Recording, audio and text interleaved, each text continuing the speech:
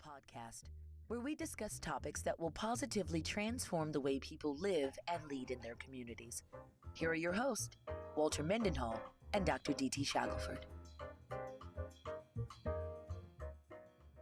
Evening, everybody. How you guys doing today? This is Walter Mendenhall, founder of the Male Mogul Initiative, and we're here to welcome you to the 4th episode of the Male Mogul podcast. So I'm here with my co-host, Dr. Shaq, man. Dr. Shaq, how you doing today, I'm doing well, man. I'm blessed to be here.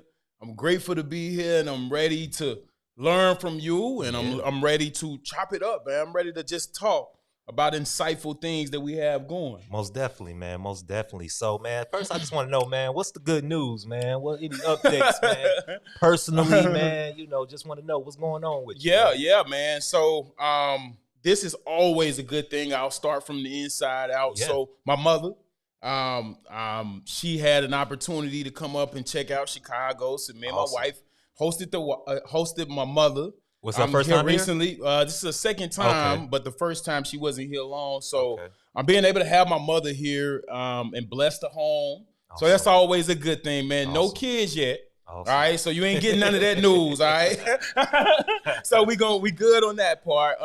And then other than that, man, just which I'm sure we'll talk about later, man, but just have had some powerful things that has transformed lives within classrooms this summer. And then also on the streets, man. So God has allowed for me to do some amazing things on the streets as well, man. So Most definitely. God is working. And so I'm so excited to have the opportunity to speak about it, man. So Awesome, Good. man. Awesome, man. Yeah, with me, man, things been good, man. Family's been good. Yeah. Son's been just growing, man.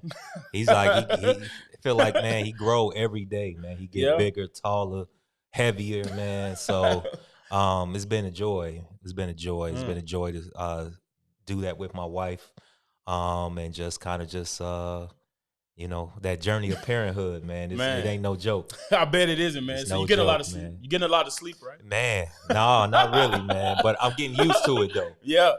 And then just a lot of great things from a male mogul perspective, man. Just great things. So I even haven't told you yet. I wanted to wait to the podcast. So we got a $15,000 grant from Willow Springs Charitable Trust. So Okay. man, It's either this or the clap or whichever one, man. So I don't know if I can shake my locks on camera too. I guess that works too, Yeah, man. man. So such a blessing, man. blessing, man. Yeah. We also got a donation of $2,500 and also 15 laptops from Associates Bank. So I just want to shout Associates Bank out. They're right there in Bronzeville on 47th Street, man, right off Cottage Grove. So just big shout out. Thank you. I think this will definitely be a blessing to some of the youth and just helping them and just even helping us with our programming, man. So I'm definitely grateful for that. Yes. Um, Yes. You cannot do this go work ahead. alone. As we know, you need resources and you need people with the right heart that's willing to give, man. So we are so grateful for the support.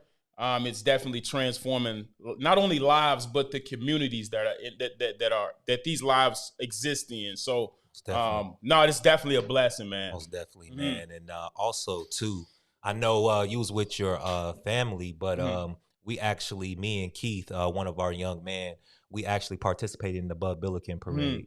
We were on the float. They only invited 3 people out. So me and Keith were, one of the people that was able to walk with Nike and a couple other organizations, man, and just part of this initiative called the Black Community Commitment.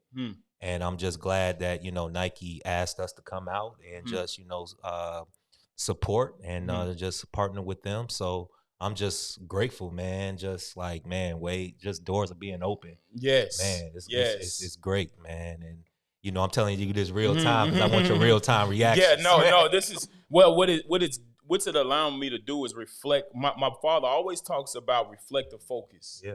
So you're speaking present, and I'm thinking 2017 with 5 kids in the basement. Yeah, most definitely. Right? So I'm as you're talking to me and it's real time, I'm thinking 2017 with 5 kids in the basement. Most definitely. And your son is the 5th. Yeah.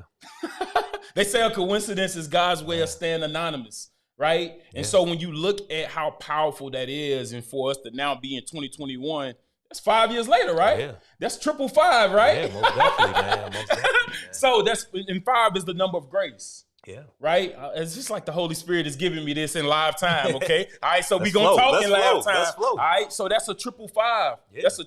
That's triple. So whenever you see that, you know God's hand is on it. All throughout the Bible, you see the number 5. Yeah. And it's symbolic of his grace. So it seems to me that God is, as you as the leader, he's graced you with things and been able to give you the wisdom and the knowledge to lead Male Mogul.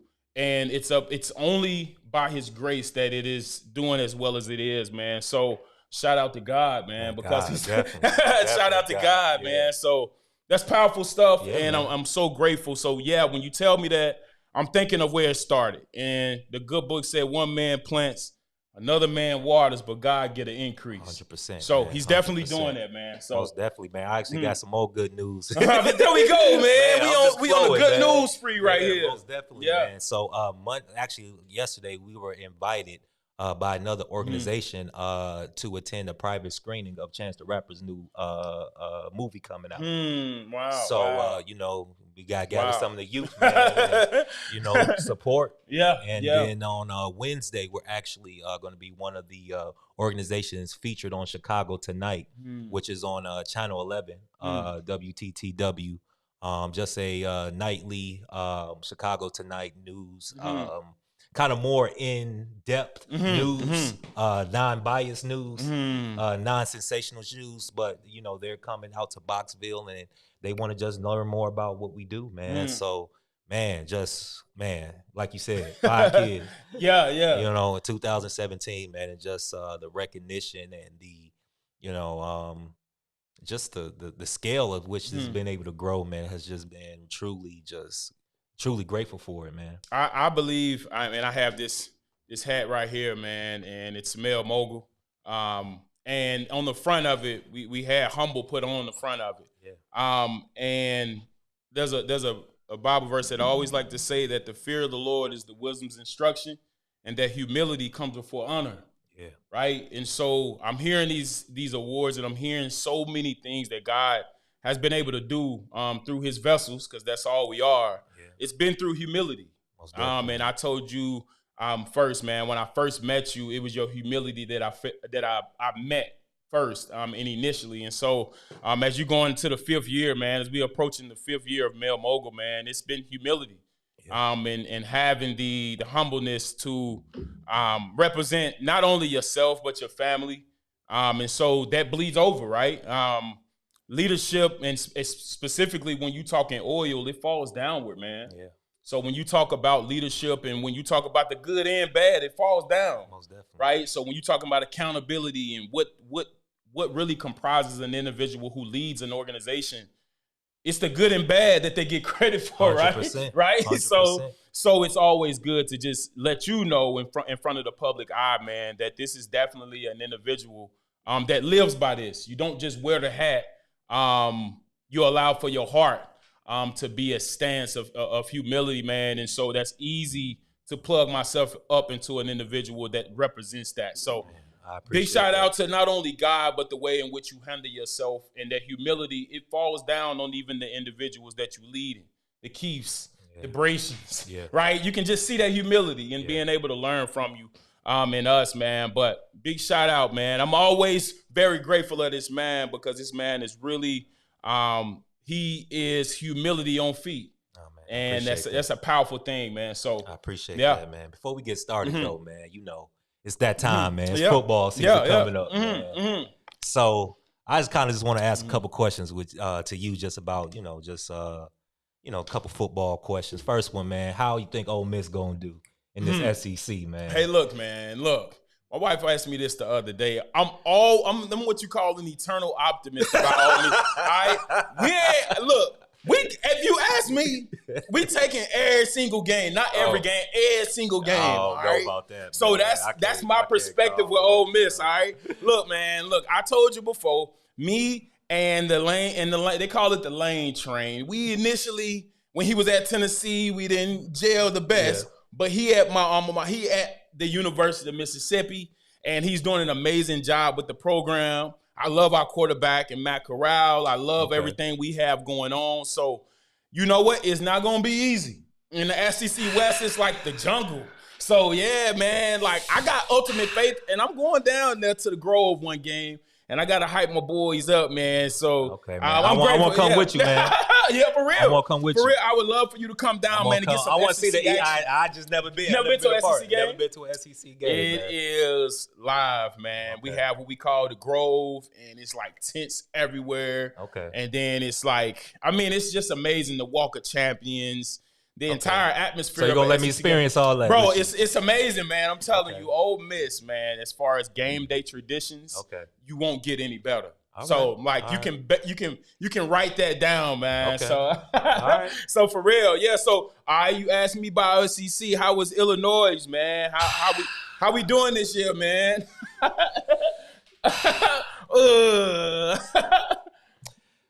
It's hard to be optimistic, man. Oh, that you, hurt. man. That hurt. I ain't gonna lie to you, Yeah. man. I mean, we got a new coach. I think we got the right guy. But you know, it takes time, man. His takes new time. system, things like that. You know, I hope he can, you know, get 6 wins out. But you know, pandemic and you know, short recruiting season. You know, We're blaming this year on the pandemic, man. Everybody, look, you get 2 years of grace for the pandemic, I don't bro. know, Next year, man. nobody get pandemic grace. Yo, Everybody man. got to just I play don't ball. know, Yeah, man. I so don't know, man. But, I'm gonna go down to a game, man. If you come with me, man. I definitely would, man. About Illinois, it just depends if we win it or not. There you go. So if we win it, it's live. Okay. If we ain't winning, it's you know, it's a lot to be desired. Well, Ole Miss is known for, I mean, several things, but one of the major things is this game day atmosphere. Yeah. So it's It's gonna probably be not dope. SEC. I ain't gonna lie to you. Yeah, man. yeah. I ain't gonna lie to you. Yeah. But it's a nice little something, man. That's all I can say. Yeah, Depending yeah. on the record, man. So that's all I'm gonna say there. All right. Man. So last question, man. So you being from Alabama, man, do y'all even watch pro football, man? Who y'all you know cheer for? Man, I never grew up with a pro team. Like, that's crazy. Man. Some you asked that. Like, we don't have a pro basketball team, pro football, pro baseball. Like, we just, man, like, we still hanging on to, like, it's Bama, Auburn, Ole Miss, Mississippi State. That's pretty much what you have. And yeah, so like most people gravitate to, like, you get the New Orleans Saints because that's in Louisiana. My pops, he's a Dallas Cowboy fan. Okay. So you get the Cowboys, of course, that's what they say America's team. But other than that, man, it's like, so for the people in the South right now, specifically Mississippi and Alabama, these next few weeks, these Saturdays, it's about to be like heaven. Yeah, like they get an opportunity to just watch nothing but college football, and it's Alabama, Auburn, it's Ole Miss, Mississippi State, man. So, and then of course there's a lot of other powerful colleges in those specific states, but those 4 specifically, with them being in the SEC, yo, it's like it's insane. So Got you, yeah, man. man. So I think you need to become a Bears fan. Then, man. Yeah, I know, man. I'm trying to Chicago, get man. partnered in. Yeah, man. You're gonna have to, you know, watch some Bears games, man. So I'm optimistic about the Bears, man. Yeah. I think Justin Fields might, you know, be the answer. So I mean, I think we got everything, man. We just need a quarterback, man. So, you know, I know Andy Dalton there, and just hopefully, you know, he do something. If he don't, I think we got somebody that we can build with. So Yeah. hopefully you can make the playoffs, and we'll see what happens, man. I like Justin Fields. I like him that he's mobile, right? Yeah. I think you got somebody that can really step in. It's fast paced, but I think you. Then, you know, it's always this, you know, kind of thing about summertime in Chicago and just, you know, some of the violence and the crisis, and things like that. I just want to go to a positive, man. I want to talk Yeah. about the good stuff, man. I want my to talk goodness. about, you know, the transformation that is happening here in this city. I think a lot of times, you know, they hear the negative from outsiders. They hear the violence. They hear the people being shot. And it's just like, to them, they don't feel that nobody's doing anything about it. Wow. And I just think, you know, a lot of times people like us and, you know, people all over the city doing this work are kind of these, you know, unsung heroes that are, you know, trying to change the narrative, man. So I know you had a summer program, man, through After School Matters. Yeah. And I saw, I came in, man, I saw some very powerful stuff, man. The first thing I just kind of want to talk about, man, I just want to describe kind of what did you do this summer with these 15 young men? I know you were in the classroom at Urban Prep, man, but it seems like you guys were outside. You guys were just doing a whole bunch of stuff, man. I just kind of just want to just talk about that, man. Yeah. Just kind of just talk to me. Yeah. So one of the things we focused on and kind of one of the things that we had in the classroom at all times was a plastic globe. Yeah. Right. And so we held it at all times. And if you needed to speak, it would almost be like, you remember when you was younger and you had the ruler, right? And whoever you gave the ruler to, they was able to like lead class. So what I did with my classroom, I said, I want to think deeper, right? How can I express symbolism in my classroom to allow for my students to see just how powerful their hands are and then what they're holding in their hands. Yeah. And symbolically, it is the world, right? And so every time I would pass them the globe, if it was a specific subject we're talking about in the classroom, or down to anything, before you could speak in the class, you had to have the globe. And so the symbolism behind that was essentially global impact. The name of the program this summer was Male Mogul Mentality, with the emphasis on men. Oh, right. Yeah. And so how do you hold the world in your marriage? Right? When things are seemingly falling between your fingers, like how do you hold that together? From a global perspective in leadership, right? I mean, I think in recent news, what you're seeing right now from a global perspective is it's crazy almost, right? Yeah. Like you're seeing leadership. Yeah. You're seeing leadership and you're seeing certain governments and certain regimes, like you literally see the world, like it's almost like they dropping and they fumbling. They fumbling the ball, right? Fumbling the world. And so when one thing I did was I partnered global impact with my experience as a football player, and that's exactly my word choice. Don't fumble the world. Right? What do you mean by that? Don't fumble the world. Yeah, so I had it. I got chills on my arm right now. All right, this is good stuff. All right. What I did was I'm always asking God for the idea, right? So how do you marry the two? How do I marry something from my history so that it meets my current moment, right? And so what it was for me was a football meeting the world, right? I mean, you only see a certain perspective of the world up under a helmet. 100%. Once the helmet comes off, you like, yo, I really know my skin color. Like, I really know my value as a black man because I didn't own a college campus. I was getting pats on the back, right? And so now the world sees the man up under the helmet, and that person has to face a certain type of world that he never had to face from like 18 to 23.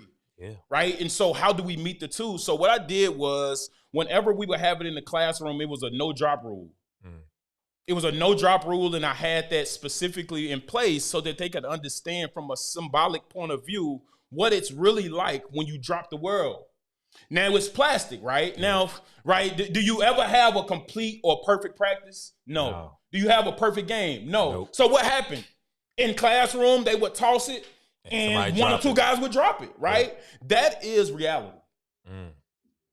I would not want to have that perspective in my classroom and nobody drops it. Where's the value in it, right? Another thing I did was I allowed for each student to hold it and take it home each night. So I would randomly select a student to hold the globe as they went home. What happens as 15, 16, and 17-year-olds? Every now and then you'll have one that leave it. Yeah. Now, what happens once the globe is left? You must be able to build a home from broken branches. How do you recover it, right? So it was one instance where they left the globe and they picked up an expo mark and I was upset. I was really heated. I said, look, y'all got 3 minutes. Something in this room has to symbolize what the world means to you.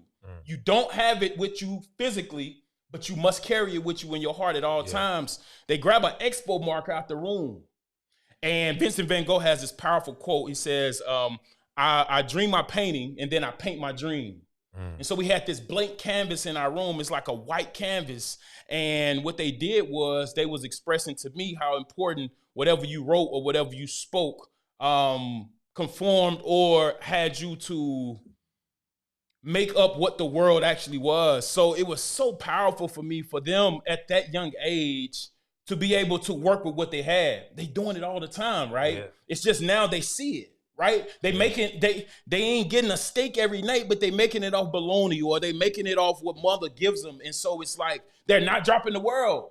And I think it's so important for them to see just how big of a role they play. Yeah. Right? I think they look at the organization, or they may look at the individuals that influence them, but to actually see that you are the influencer. Yeah. You're holding the world. You're holding Chicago.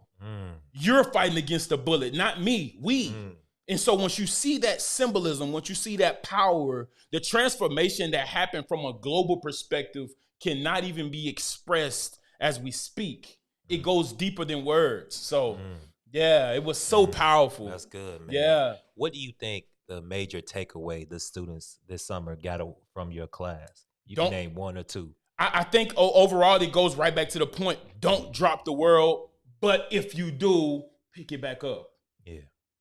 Every single time it was fumbled, get it back up, get it up, get it up, get it up. And they would move with a certain level of urgency to pick it up. Now, what I didn't tell you at the beginning is that you could actually unscrew it. And so once you unscrewed it, I would put paper little tags, and I would put messages in it. So one would be hope, one would be inspiration, one would be love, one would be, right? It's words that's building the world from the inside out. And so you could screw it on, and if you dropped it, even if you dropped it, positive spilled out. Yeah. But it was only out of what you opened, right? Or what you implanted. Out of the abundance of the heart, the mouth speaks. Yeah. So the heart of the globe was positive messages, not bullets. Most definitely. Right? Not somebody fighting with the things that they don't feel like they can beat or conquer. Yeah. So we make sure to infuse their brains and their hearts with positivity. And it was so powerful that it truly, it transformed me in a different way. How so? I think what it did for me is you never really know how a student or a young man or a young woman, in any case, is going to react to the way in which you deliver a message. Yeah. Right? You don't control that. You don't control the growth in their life, right? Which I have to assume is one of the most, probably it's very difficult and challenging as a parent, right? Yeah. Because you do the watering and you do the planting, but you don't control the growth. Yeah. Right? You do, but you don't. Right? You don't, right? And I don't have kids, right? But I would hear my mother and my father talk like in that manner because I have an older brother and a younger sister. And we all grew at different rates, right? My sister may be powerful in one area that I'm weak in, and then I may be. So it's just you never can control that. For me, God said he'll give seed to the sower. So as I'm planting in the classroom, I don't know when this seed is going to come up. I give you a story, and I'm sure that we'll go to. So I give you a story. I had one of my students. He was fighting gangs, gang territory, and they pulling one way, one pulling another, and I take him out to eat. Right, I was like, look, let's just go eat, man. Like, let's just go. Let me get an opportunity to know you. Yeah. Below the surface. Yeah. Long story short, without even getting too extensive, we go out to eat. And I pull up to his community and I drop him off. He looks over to me and says, I love you. It's just a kid that's like, I mean, gangs are pulling on him like he feels open enough to express these things to me. But and I'll say this as a side note, this is like a commercial break. Yeah. Be careful with how you treat young children's trust. So much of this generation have taken that for granted. Yeah. When they give you trust, hold it. It's delicate because they're not giving it to everybody. They're not allowing for everybody to get the inside view. And so when they gave me that, let's go to eat. Let's talk this thing out. Yeah. Don't run and try to implement a young man who may be weary or may not even understand the direction into a system that's not going to help him. Yeah. Let's go eat. And so I was very particular, and it's another thing about it, the classroom too. I didn't kick one student out. Very intentional. I'm not kicking you out. I'm going to force you to learn. I'm going to force you to hold this globe. You can't walk out on your family. Hold the globe. You can't give in to poverty. Hold the globe. You can't allow for the circumstances and the situations that happen in your life to allow for you to leave the globe on the ground. Yeah. And so I allow for that to happen often, but when he told me he loved me, it stopped me in my tracks. because I'm dropping them off in a neighborhood that most people don't like to go. Yeah. And so for me to see love displayed by a young man in that nature, that's my money. That's my currency. Most definitely. Not you talking green paper? That ain't it for me. Yeah. It's the currency of the soul. When they give you that, when they give you love, when they give you a hug with their words, that's what touches me. And so for me, man, that was if you summed up my entire summer, I love you from that student just about allowed for me to see the impact that happened in the classroom. Man, that's awesome, man. Yeah. That's awesome, man. And just even with our work program, there's a lot of kind of synergy in those things, man. I just kind of want to go into a story that actually happened last summer and then kind of related to what happened this summer. So last summer, I had a group of young men, and most of them worked for me this summer. So some money came up missing, right? I showed them the paperwork because, like we say, numbers don't lie. This what was, sold. This what it was supposed to be. This what was missing. So I said that, you guys better figure out how you're going to make this right. You guys fumbled the world. Yeah. You literally. You fumbled the world. Yeah. I don't want to know who did it. I don't want to know nothing. Like, whatever. You guys go down in the basement. You guys figure out how you going to make this thing right. And if you guys can't figure it out, I'm going to figure it out for you. And you ain't going to want, yeah, right. You ain't going to want me to figure it out. So, they all went downstairs, a group about 10, 12 of them. And I don't know what happened downstairs. I heard stories, I heard it got pretty heated. But each of them came up and each of them contributed something to what was missing. Even people who had nothing to do with it. Wow. And like you said, man, like, you open that globe, you put inspirational messages. And I tell my young people all the time that life is 10% what happens to you, 90% how you respond to it. And that it's important to be accountable, for your actions, and even if you do drop it, you know what I'm saying, you can pick it up and you can keep moving. Wow. Fast forward, these same young men go to college. And, maybe to the world, like, it was the pandemic year, things like that. A lot of them weren't successful. And a lot of them came back to me this summer, with their confidence down, their hope just like very distraught, a lot of, mental just things just because of what we went through, man. George Floyd, the pandemic, them going to school and not being able to have a real college experience and now doing this online learning coming from untraditional college students, just getting work thrown at them, overwhelmed. And, they just came back to me, man. Some of them didn't finish their first year. Some of them were like, man, college is not for me. Some of, just a lot of just, I guess you can say distraught and a lot of just people that were young men that were just down. And this summer, those same young men who, maybe were not taking it as seriously as I would hope, turned a whole different leaf this summer, man. Wow. And I think, like you were saying, man, instilling that hope, instilling that, like that value in them. Like a lot of these young men needed this summer, man, to regain their confidence, man, to help to say, you fumbled it, man, but pick it up and keep going. It's still time. Wow.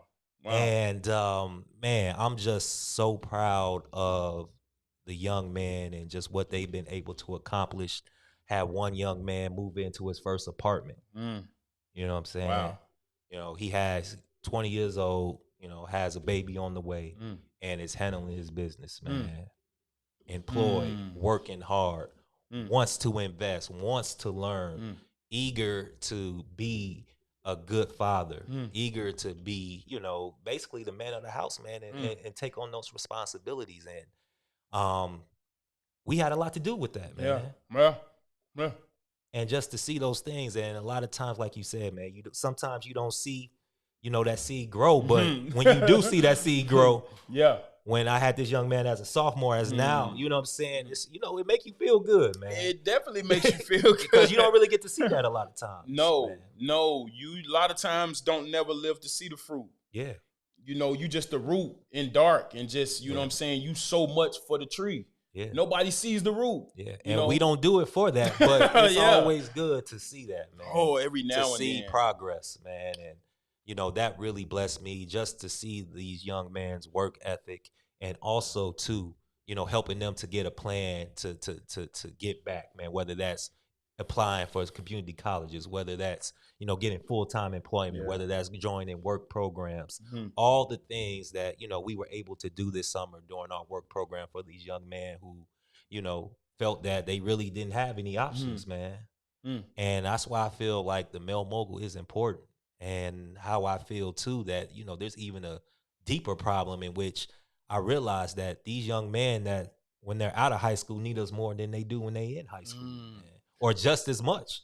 Well, could you I would love to just hear you just expound on that perspective, because I think so many programs are geared at high school. Yeah. But the early career success, that gap, right? That 18 to 21 that doesn't go to college, right? Every kid is not going. Yeah. Right? What is your perspective, and how do you deal with that? Because I know a lot of viewers would probably even want to hear. I mean, that's a challenge for so many, especially when the student from age 5 to age 17 has equated success to a degree. Yeah, most definitely. Right? So one thing that I learned this summer, and just like I asked them, why did you go to college? And a lot of them really didn't have a why. It was just that that's what everybody was telling them to do. So they really just were like, you know, oh, this is what I'm supposed to do. And especially when you ain't got no scholarship, when you ain't got, you know, you're first person in your generation, like, you got to have a why. Like, even in anything that you do. Wow. You know what I'm saying? It's just my teachers told me to do this. They told me to, you know, this is what I was supposed to do. And when you don't have a why, as soon as you hit adversity, it's like you're going to fold.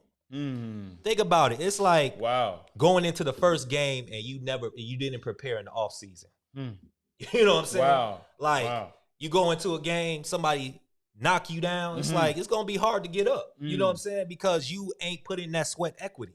You don't have that belief that, you know, I put in too much work to lose. You know what I'm saying? I'm going to do whatever it takes. Like, you don't have that, man. You just, you know, and we've been in these schools, man, people just getting by and, you know, they just doing whatever, the bare minimum.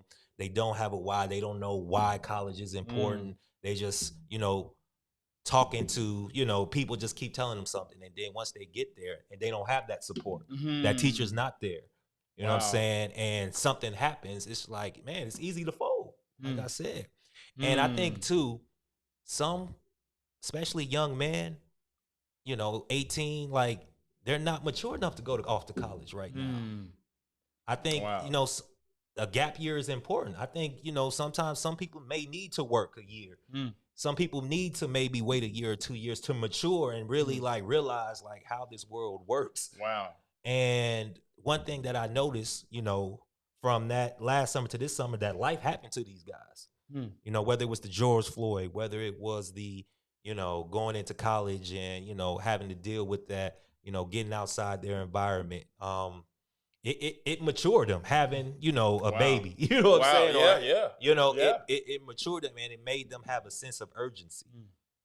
And I think a lot of times, and we've all been young, you know what I'm saying? Like, a lot of times you think like the world is like you have time. And a lot of times when you feel like you have time, you know, you're not as quick to plan or have a plan of action. And once, you know, you realize that, you know, nobody's forcing you to go to school, nobody's forcing you to do this, to do that. And now you have to figure it out yourself. You know, that urgency comes, that like, dang, I don't know what to do. You know, mom's tripping. You know what I'm saying? You ain't mom's baby no more. You know what I'm saying? You're a grown man. So right. You know you're a man now. Exactly. So you need to figure it out. So, you know, one of the things that, you know, I've just, you know, kind of figured out today, it's like, man, these guys really need us, because like they're at this stage where it's just like, I don't know what to do. The world has been telling me to do this, and I don't know why I should do this. I really don't want to do this, but I don't know what else is out there. Wow. Exposure. Exposure. Yeah, exposure. Exposure. And I think, a lot of times, man, and just kind of what I'm seeing in this gap is just like, half the young men in Chicago, 18 to 24, are not in school or not working. Wow. And I think a lot of times it's just that, they go through school, they realize that's not it, but there's no other plans. There's no other thing because everybody has been on this, go to college kick. Wow. You know what I'm saying? Yeah. And like you said, not everybody's made for college. Not everybody's prepared. A lot of people have not had the education to succeed in college. And I just think sometimes a college, a lot of times, it's not even about intelligence. Correct. It's about tenacity. It's about discipline. You know what I'm saying? Right. And a lot of these young men don't have that. And work, planning, like all these things are needed in order to get that, that sense of urgency, that plan, that why. Like, okay, this is what I need to do because, I'm gonna blink and I'm gonna be 24. Yeah. I'm gonna blink, I'm gonna be 30. Wow. Or a father. Exactly. At 20, exactly. right? Like, exactly. Yeah. Wow. So I think, man, and even just kind of just this summer has really, put on my heart. And I just feel like God's put on my heart to have something for that age group, man, just to help them to transition. Whatever that is, man. Even if it's going to community, I don't know. You know what I'm saying? Yeah. But like you said, everybody's not going to college, man. Everybody don't know why they're going to college. And even if they don't go from high school straight to college, man, they can always work. They can always go back. Yes, man. I think it's so powerful that you are exposing them. And now I know viewers don't know, but like I'm not talking about us exposing kids to just work. I'm talking about influencers. Yeah, I'm talking about having individuals to come and have a conversation with them. Yeah. I think that wall is what even speaks even to a higher degree of what has happened, right? Because I think a lot of times you hear exposure and you hear about kids getting in a van and going to another place and like being there for 3 days and then they come back and maybe they are transformed. I'm not saying that that's not important, but when you allow for them to be at certain tables and speak with people that influence how certain decisions are made, I think that taps into a different level of intellect, a different level of big ups, man. I think that's amazing. I think that's amazing to be able to expose them to different levels. And so when you diversify the exposure, I think you give them a greater shot at hitting something. Yes. I think when they don't hit, it's because they don't have nothing to shoot. They don't have nothing to shoot at, right? I mean, you want to make sure that you can allow for them to see different things so that they can decide, man. So it's huge. Most definitely, man. Yeah. One thing I also want to ask you, man, just from first off, a personally and mental standpoint, and then a spiritual standpoint, what stood out, or actually, let me get that right question up, because I think this is very powerful. Like, how has this summer impacted you personally, mentally? I know this was your first summer doing programming in Chicago, and just, experiencing, I don't know if you were here, like, experience a full summer in Chicago. Right. And just like, kind of how has this impacted you, the way you, think or just, feel? Like, how has this summer and this program impacted you personally or mentally? Yeah, I mean, it's so amazing to see how so much bad can be going on, yet so much good. Yeah. And how the bad is publicized. Yeah. And how the good is kept in a secret closet. Yeah. Right? For me to be able to, while I get into this type of work, not for popularity, it's purpose driven. Yeah. When it's purpose driven, I'm more intentional about the 15 that I do have and not asking God every night to bring 95 more into the classroom the next day. It's being faithful over a few, right? Which you understand that, quite frankly, as to how it started. You know what I'm saying? The way it transformed me, though, man, was being able to see the pull, right? I don't think I've ever been able to get the full scope of what's pulling on them, right?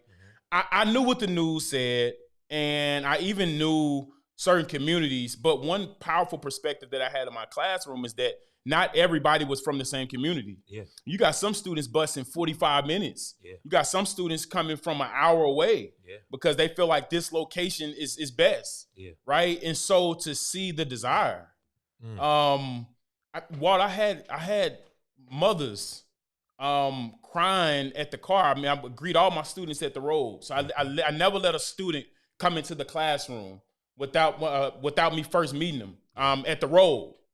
I don't I'm not even getting to the school. Like, I'm talking at the road. I see them at the street and we're meeting them. And to see mothers crying, to see that there's black young males like me and yourself that are still in the work, that are still doing it.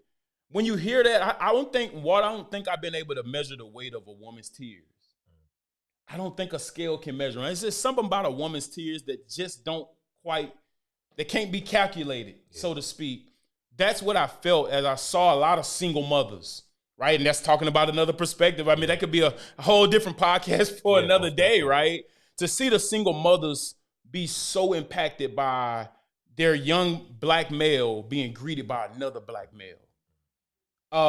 That transformed me in ways because I would see mothers cry. Literally, man, I would see them crying, thank you so much. Thank you for taking the time. And I'm like, it's not me as much as it is you for getting them here. Right? So, and I say this often, you can pretend to care, but you can't pretend to show up. I say that often because that's true. And I started to see the desire that they have for their young kings to learn and to be active and to be engaged. Yeah. For them to come 45 minutes and 30 minutes and an hour away, Walt, to come and retrieve or to receive what Male Mogul is giving, it blessed me in another way. Awesome. And it's a ripple effect, right? Because now I already have students. Hey, what you doing? Like, what are we doing? Are we having it this week? Like, programming was over last week. Well, do we have something else to do this week? Right? Yeah, so figure that out. Right? Next week. Right. So those are things that, and those are the things that I feel like you want. Yeah. You want them to be thirsty for knowledge. You want them to, the Bible says, blessed are those who hunger and thirst for righteousness, for they shall be filled. So they shall be filled once they hunger and thirst for it. Yeah. When you get students in your classroom that doesn't hunger and thirst, or in your organization, or around you, and they don't hunger and thirst for something that's purposeful, you better cut them quick. They don't thirst or hunger for anything. And so they'll fall for anything because they don't know what they're hidden. They're not hungry for nothing. And so I got to make sure that within this classroom, I had to make sure within this classroom that they left hungering and thirsting for more knowledge, for more ways to how to expand their horizon, more ways as to how to read certain books or how to acquire knowledge. Those are the things that really transforms my life, man. Most definitely, man. I think for me, how this summer impacted me is just realizing that, our work isn't done after they get that high school diploma. Mm-hmm. Wow.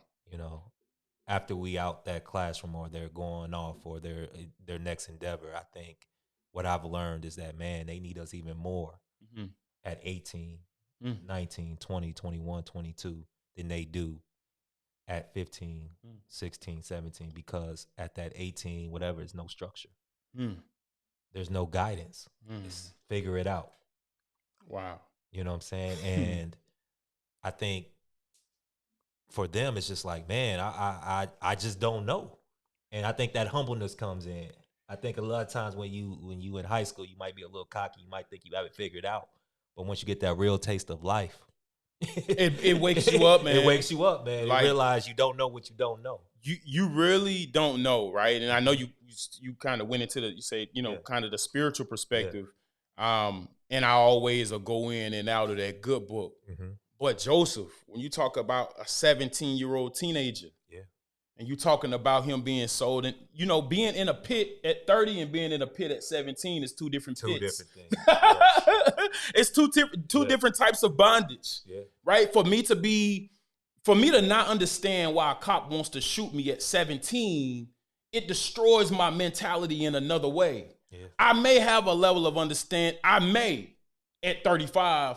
I don't at 17. Yes. So that gives you a deeper level of understanding of who Joseph was and what made him. It was a pit that made a 17-year-old teenager. Yeah.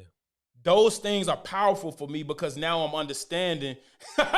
This is so funny, man. I know this is like y'all can't see it, but this is 17 on this water bottle. I'm just looking, and those things will start popping up because it's what you're looking at, right? It's the perspective, it's what you see. Yeah. What I see in them is that at 17, they can be at one place, and by 30, they can be running Egypt. Different place, yep. 100%. So we talking 17 and Yeah. 30. What happens in between? And I think you named the age that was quite right directly in the middle, 18 to 24. Joseph would have needed you. Yeah. That's deep. That's deep. I didn't think about that. Right? Joseph would have needed you if he was yelling out from a pit. Would you go get him? I think that's what we should ask every organization. Every 17-year-old that's crying out from a pit, go get him. Yeah. Go make the trade, right? Yeah. Go and confront the brothers and say, yo, I'll get him. I'll pull them up out of there. And I think that's, for me, what I'm hearing you say about that 18 to 24. You're willing to say, hey, I'll get them out. Yeah. Most definitely, man. So I'm going to start this, man. How's this summer impacting me spiritually, man? I realized that it's a real war. And that, we don't wrestle against flesh and blood, man, but against the powers and principalities in the dark places. And, I experienced that this summer, man, just even with my mental health, man. It was a few days, a week. I just went through just a major depression out of nowhere. There's been times where I just felt just drained and I just felt like paralyzed. And, I know that's of the enemy, man. I know that it's a real spiritual battle, in this city, man, for these young kids' hearts and their spirits, man. And I don't know, man, just like this past few weeks, man, I just been like preparing like I'm preparing for war, man. Physically, mentally, spiritually, man, whether it's taking boxing classes, man, working out, going early to just pray by the lake, man, just meditating, reading. Like I'm like, man, like I feel like I'm preparing for war, man. And I just, I feel that I have to be sharp. I feel that even just being the leader of this organization and, doing the things and just the new levels that, I'm being elevated in, that the organization is being elevated in, man. It's just, too much is given, much is required, man. And I just, I don't want to move too slowly. I don't want to move too quickly. I want to move correctly and in God's timing. And I need to be, in the right position mentally, physically, spiritually in order to do that. So I take it seriously, man. So for you, man, how's this summer impacted you spiritually? It was something that you just said that really stuck with me. You were basically speaking of, as you go to new levels, there's different principalities. They are warring for your peace, most definitely. Warring for your joy, right? Yeah. And so with it, like, it's almost as if elevation marries sanctification. Most definitely. Right? As you elevate, you must be set apart that much more in your discipline. Yeah.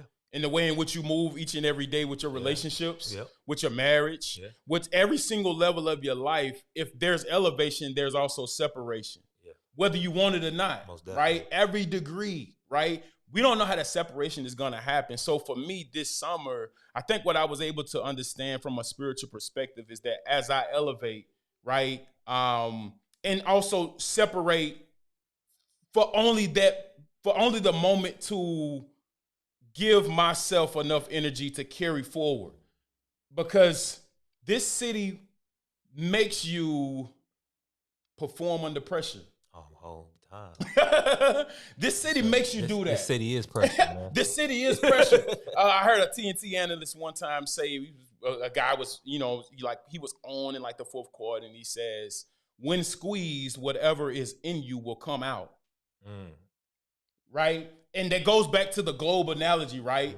As long as you putting positivity in it, once it does fall and it has an amount of positive energy in it, it's easy to come together. 100%. When I don't make it in college, if I've told this kid enough, you're going to make it. May not go to college, but he'll get a job. Yeah. May not be able to be on a college campus, but he has a home and able to lead his family. Exactly. those are the things that allows for me to see that what you plant or public, I always say public victories are a result of private sacrifices, right? So that private sacrifice, those words that you put into that young man or young woman, people, you know, I think what you plant into them, once they do hit, right? Once they do hit that moment in their life, they will live on them powerful words. They will live on that hug. They'll live on that conversation.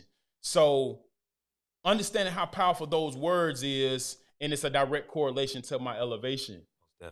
Most definitely, man. And it's funny that you said the word pressure, man. This is a song I've been bumping, man, for, you know, a few weeks now, man. It's that Nas new album, man. It's called King's Disease 2. And the first song is called Pressure. And it was just like, man, I can relate to this. Yeah. And as, you know, there's different phases in a man's life, man. You know, you have your, you know, that boyhood, that childhood. You got that, you know, cowboy stage where you're just, you know, doing any and everything.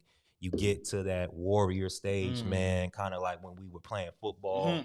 You know, you get to that lover stage where, you know, you become that husband, you become that, you know, that provider, that father.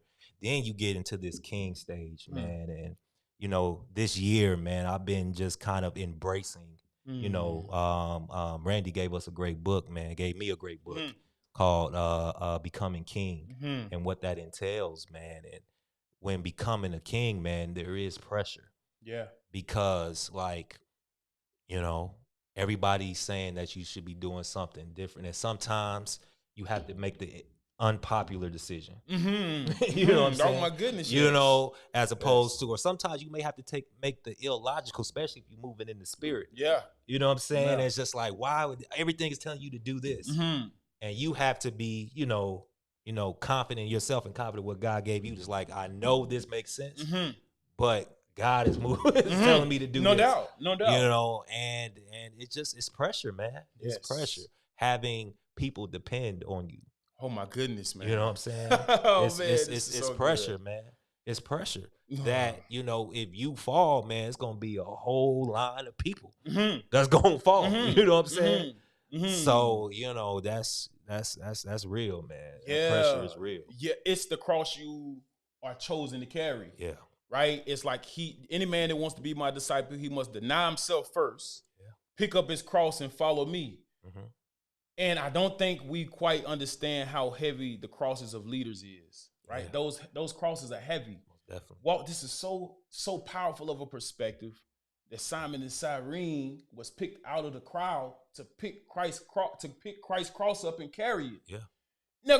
Now surely Christ, like, what is the perspective in that, right? And it's having those individuals around you. So although I hear, you know, it's that pressure, and we both been up under it. But there's been days I've been able to go into the office and say, hey, Walt, man, like, look, I just got to be real with you, man. Like, life right now is this. And if I didn't have that individual to help me with the pressure, right, I would definitely sink. Yeah, man. Right? I called you last week. I called you. Hey, I'm like, hey, man.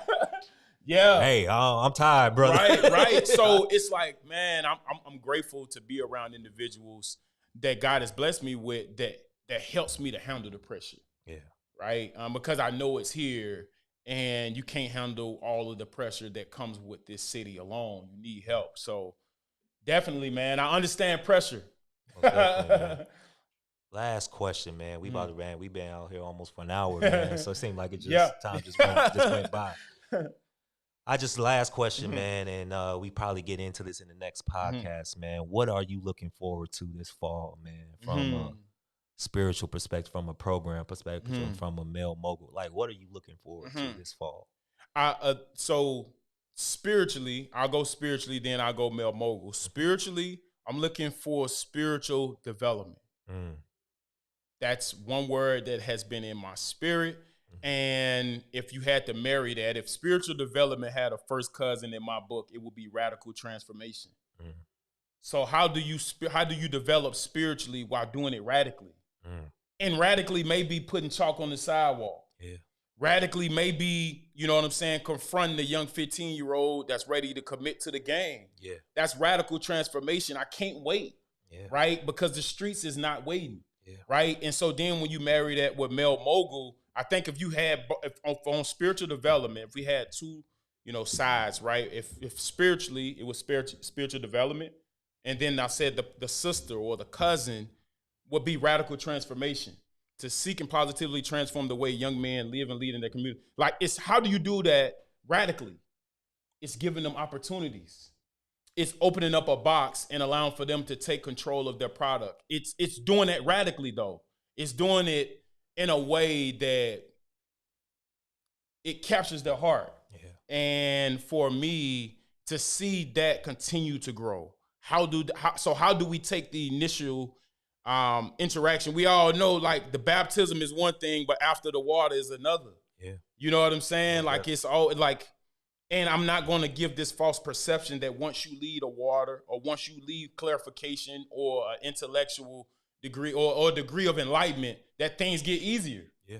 It don't. As you rise higher, the devils get stronger. It seems like they on creatine, like they lift weights. You know what I'm saying? Like, yo, what gym you go to? Yeah. Yo, it's so like I have to make sure that from a personal perspective, I'm feeding them spiritually because I've been in this city for the amount of time that I have, and I know what they lack. Yeah. And what they lack is somebody feeding them spiritually, while also understanding that from an educational perspective, it has to be radical. Yeah. In the classroom, it has to be radical lessons. It can't be out of religion, out of a systemic approach that's been failing for years. Yeah. It has to be able to, I call it ingenuity, right? Yeah. Being ingenious, like going to the classroom and being able to present them with a plastic globe and saying, yo, don't drop it. Most definitely. Radically. So those two words, man, are probably sum up what I'm looking forward to the most. And of course, that comes in the form of programming. Yeah. We have some opportunities to where we're actually able to minister to the students, but without getting too expansive, spiritual development on one side, radical transformation on the other. Now we looking for the wedding, right? Now it's the wedding. How do we continue to grow that bond stronger? And I believe God is going to do it in a powerful way. Most definitely, man. I think for me, what I'm looking forward to, man, and the word that's been on my spirit, and I've been telling you for a long time, ecosystem. Mm-hmm. Like, how do we connect the dots, man? Mm-hmm. How does a person transition from 16-year-old to your program, come into, this work program, understand, if maybe college is not for them, what are the other options? Like, how do we build this thing in which we can create a system in which, we can see young men prosper and succeed, and like you said, be radical doing it. Because it's not going to be any approach that has been done before. It's got to be radical. It's got to be, innovative. And, I'm looking forward, and I feel God has, given me, the vision in order to carry it out, man. And sometimes, like you said, that vision can be heavy. Yeah. And but I'm here, man. I'm forward, man. And I just believe we have the right team, and I feel like we have the right partners, and I feel like it's all coming together, man. And I'm excited for that. And with that, man, it's about that time, man. Any closing remarks, man? Anything you want to say before we get up out of here? Hey, man, it's August. Number 8 is the number of new beginnings. So as you hear this, allow for your life to go to a level of new beginnings and allow for yourself to be transformed from the inside out. Allow the day to be a new beginning. Be blessed, and may God bless you. Man, we out. Episode number 4. See you till next time.